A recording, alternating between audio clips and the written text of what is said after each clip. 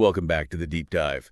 Navigating a major government budget is always a challenge. It certainly is. And the 2025 autumn budget from Chancellor Rachel Reeves, well, it packed an extraordinary amount of change into one speech. A huge amount. So if you found yourself wading through jargon, trying to figure out what actually matters for your investments, your savings, your paycheck, you were definitely in the right place. Absolutely. Our mission today is to cut right through that noise. We're going to dissect the sources and unpack this colossal estimated $26 billion of tax rises scheduled by 2029-30. And it's a crucial deep dive because the chancellor was facing an intensely difficult political and economic backdrop. You mean the week? Well, yeah.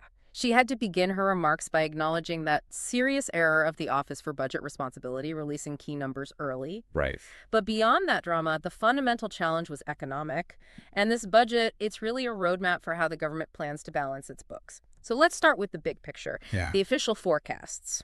The government's making a headline claim that its plans will reduce borrowing more than any other G7 country over the rest of the parliament. Which sounds robust. I mean, it sounds great on paper. It does, but those plans, they rely on the underlying economy performing. And the sources show some pretty shaky ground there, don't they? Precisely. We see a very mixed bag in the GDP revisions. You get a slight immediate boost, so 2025 GDP is expected to hit 1.5%. Okay, that's better than the OBR's 1% forecast. It is. But if you look further out to 2026, 2027, the figures are disappointing. They're all revised downward. How far downward? Well, for instance, 2026 growth has been slashed from 1.9% down to 1.4%. And that's largely because of weaker productivity growth. And that's where this $26 billion target starts to look, well, even more ambitious.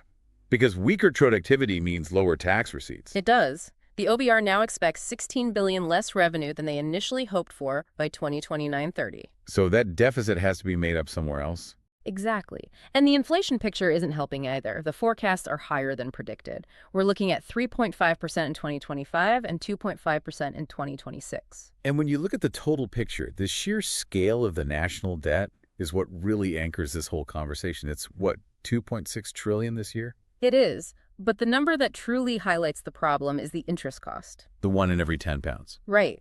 We are now spending £1 in every 10 pounds the government spends just to service the debt interest. That money is just gone before a single school or hospital gets funded. It's an unavoidable tax on our resources, which explains this very aggressive search for new revenues. So the pressure is immense. Yet the government made a key manifesto promise. No increases to the headline rates of income tax or national insurance.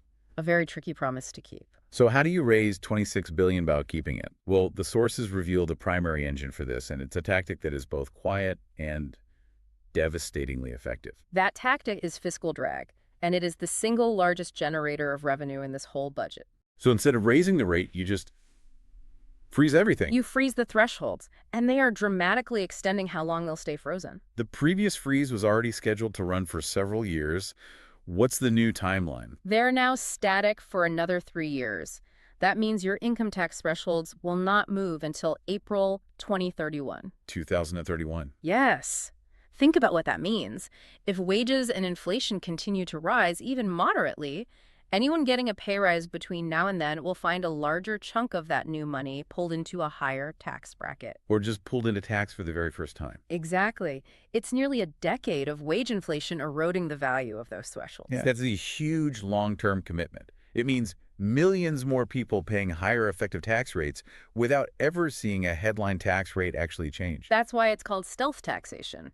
And it's not just income tax. The inheritance tax threshold, that's also frozen until 2031. And they're still moving ahead with the plan for pension pots. Yes, following through on that commitment to bring pension pots into the scope of IHT from April 2027. So while fiscal drag is casting this really wide net, the budget also targets specific areas of wealth and passive income. Right, and this part is expected to net about £2.2 billion by 2029-30. Yeah. These are visible rate increases on non-wage income. And there's a clear pattern here. There is. They're targeting people who get significant income from investments, property, or business dividends.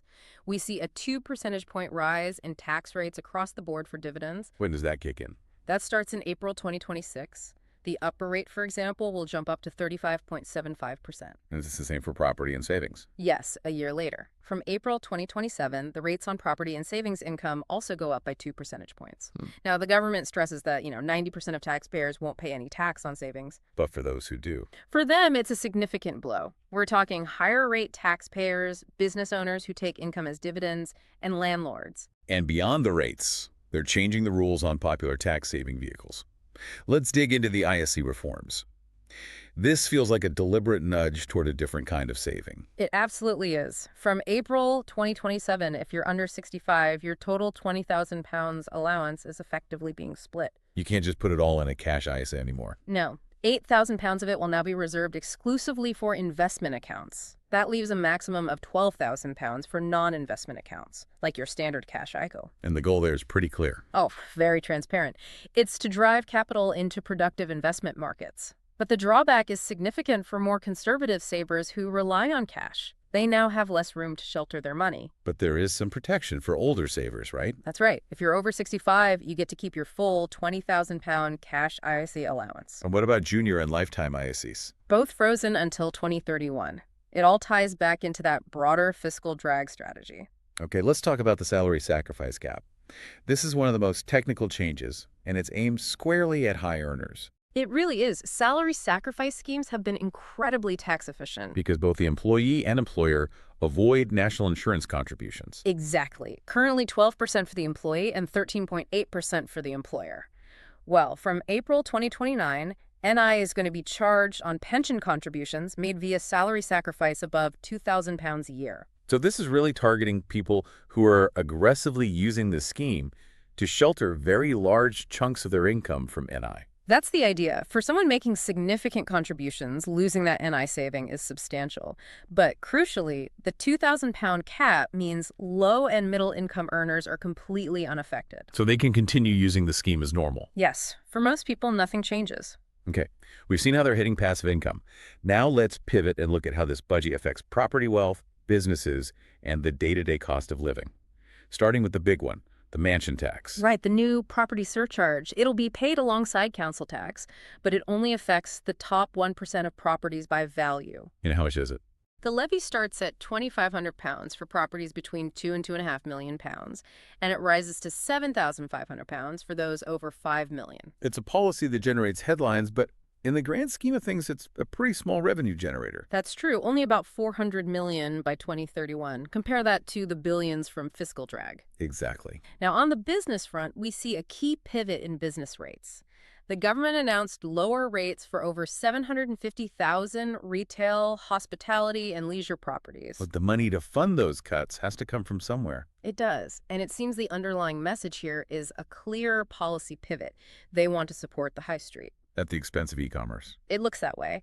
The funding for the high street relief is being generated by applying higher rates to properties worth £500,000 or more, specifically targeting large warehouses and logistics hubs. The ones used by online retailers. Right. It's a direct shift of the tax burden. We also need to talk about employee ownership trusts, or EOTs. These were set up to encourage business owners to sell to their employees with a huge tax break. Right. 100% capital gains tax relief. But that's being cut significantly. To what? It's being slashed from 100% down to 50% starting in November 2025. This really dampens the financial incentive. Meanwhile, the cost of employment is going up. The national living wage is rising. It is. For workers 21 and over, it's up 4.1% to £12.71 an hour from April 2026. And for 18 to 20-year-olds, it's an even bigger jump. 8.5% to £10.85. But they're trying to balance that for smaller businesses. Yes, by introducing fully funded apprenticeships for under 25s at SMEs starting in April 2026. Let's quickly touch on welfare and consumer costs. Significant welfare reforms are coming, costing about £7 billion for things like winter fuel payments, plus another £3 billion to remove the two-child benefit cap. And any good news for household bills? Well, they're scrapping the Energy Company Obligation Scheme, ECO. The promise is that will save the average family about £150 a year in 2026. Finally, let's turn to changes affecting daily habits and travel. The biggest long-term change here is for drivers. Yes, the introduction of the Electric Vehicle Excise Duty, or EVED, from 2028 This is a crucial future revenue source. It has to be. It'll be a distance-based charge. 3p per mile for battery electric vehicles and 1.5p for plug-in hybrids. It's basically the government acknowledging that as EVs become widespread, they need a replacement for lost fuel duty. Exactly. But in the short term, they're keeping a very popular measure in place. The fuel duty freeze. That will remain frozen until September 2026. And the dreaded sugar tax is expanding. It is. It's extending to include sweetened milk drinks from January 2028. And then you have the expected uprating of alcohol duty with inflation and a big jump in remote gaming duty to 40%. For current and future pensioners, there is a major piece of good news. The triple lock. The triple lock commitment was confirmed. This guarantees the state pension will increase by 4.8% from April 2026. Which is worth up to an additional $575 a year. A significant commitment. And before we wrap up, we should clarify one small but important technical change. The loophole for overseas individuals. Exactly. The reform to Class 2 national insurance contributions. Historically, it was possible for non-UK residents to pay the lowest rate of NI, something like £3.45 a week. And effectively buy their way into a full UK state pension? Precisely. Wealthy individuals living abroad were building up entitlement cheaply.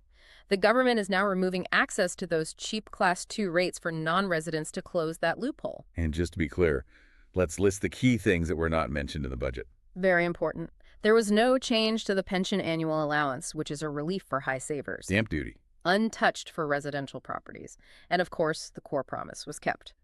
The headline rates of income tax, national insurance, and VAT are all unchanged. So after tracking the money through fiscal drag, targeted dividend hikes, the ISA split, property surcharges, and closing the various loopholes, we've found the sources for that $26 billion. The strategy is clear. Avoid broad-based rate hikes, rely heavily on the quiet mechanism of freezing thresholds, and aggressively target investment income in specific areas of wealth. It's a strategic move to raise revenue while maintaining the appearance of low headline tax rates. Yes. It certainly paints a complex picture. We went into this deep dive aiming to synthesize the sources. And the insight is that the most painful parts of this budget are often the least visible. I think that's the key takeaway. So here's a final thought for you to consider. Since the primary way revenue is being raised relies on freezing income tax thresholds until 2031, effectively ensuring that inflation continually pushes you into higher tax burdens, should the ongoing fiscal drag effect now be understood as the single most critical piece of economic policy affecting the average taxpayer's financial future, overshadowing all other rate changes combined? Something to mull over until the next deep dive.